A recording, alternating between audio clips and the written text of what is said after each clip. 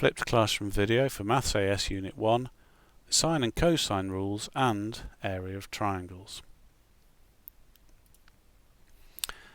We're actually going to start off with the area of a triangle, and we're going to make a little picture of one. There's a random triangle. It looks a bit like an equilateral triangle. It isn't necessarily equilateral, it could be any old triangle. So we're going to label the angles and the sides, and you'll notice that each angle, the opposite side has the same letter. The angles have capitals and the sides have small letters, and this is a convention that is generally followed. Okay, we're going to drop a vertical down from the top corner that hits the bottom or the base at a right angle. And we've now sort of split that triangle into two triangles. So if we look at the left-hand triangle, we have that H is the opposite of A and C is the hypotenuse for that triangle.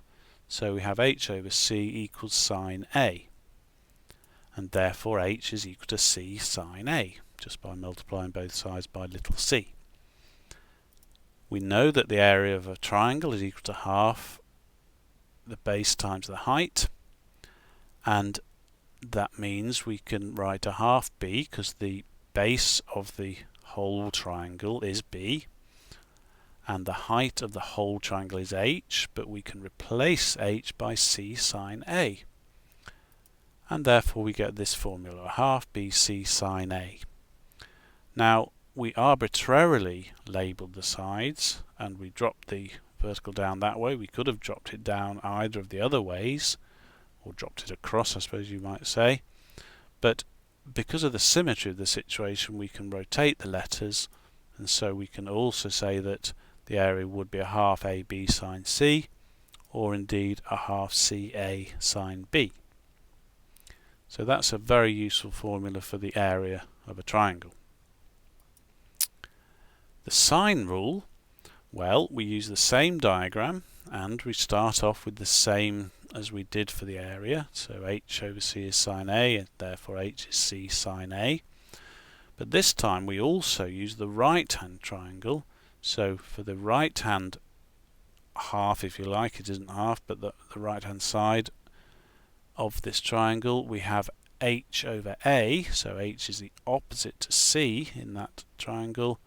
H over A is equal to sine C, and that means that H is equal to A sine C.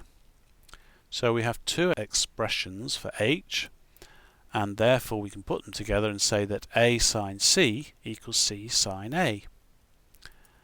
And we can then put the A's on one side and the C's on the other by division, and we get A over sine A is equal to C over sine C. We can also flip those up, so that means that sine A over A is equal to sine C over C as well. And sometimes it's more useful to do that, particularly if we're finding an unknown angle from knowing the other values. And again, by rotation, as I said in the area of a triangle section, we can also say that these are equal to, the top one is equal to b sine B, B over sine B, and the bottom one is equal to sine B over B. And that's the sine rule. The cosine rule, we use the same triangle again, but this time we need to put some more unknowns on.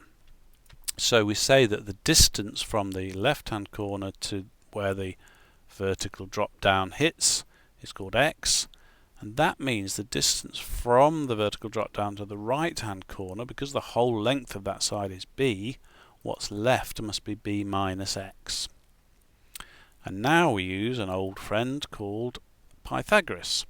So if we call those triangles 1 and 2, then for triangle 1, Pythagoras tells us that h squared is equal to c squared minus x squared, and in the second triangle h squared equals a squared minus b minus x squared. Now this is useful because we can eliminate h, and what we do is we put the version of h at the top equal to the version at the bottom, so we have c squared minus x squared equals a squared minus brackets b squared minus 2bx plus x squared, and you'll notice I've multiplied the b minus x squared bracket out. On the left hand side we have minus x squared, and on the right hand side, because of course that plus x squared is in a bracket that's being subtracted, so it's actually minus x squared, so we can cancel them. And now we have c squared equals a squared minus b squared plus 2bx. If we make a squared the subject of this equation, so we have a squared equals, then the minus b squared will be added, so it becomes plus b squared on the other side, and the plus 2bx will be subtracted, so it becomes minus 2bx, and we have a squared equals b squared plus c squared minus 2bx. So we're nearly there. We have this x, which is an unknown, and we don't want an unknown, we want it in terms of just a's and b's.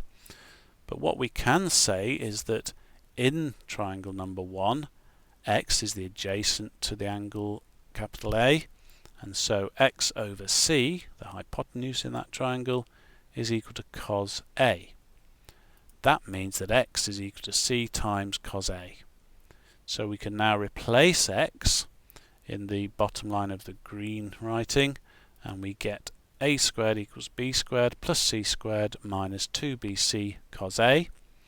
And again, by rotation, we can say that b squared equals c squared plus a squared minus 2ca cos b, and c squared equals a squared plus b squared minus 2ab cos c. And that's the cosine rule.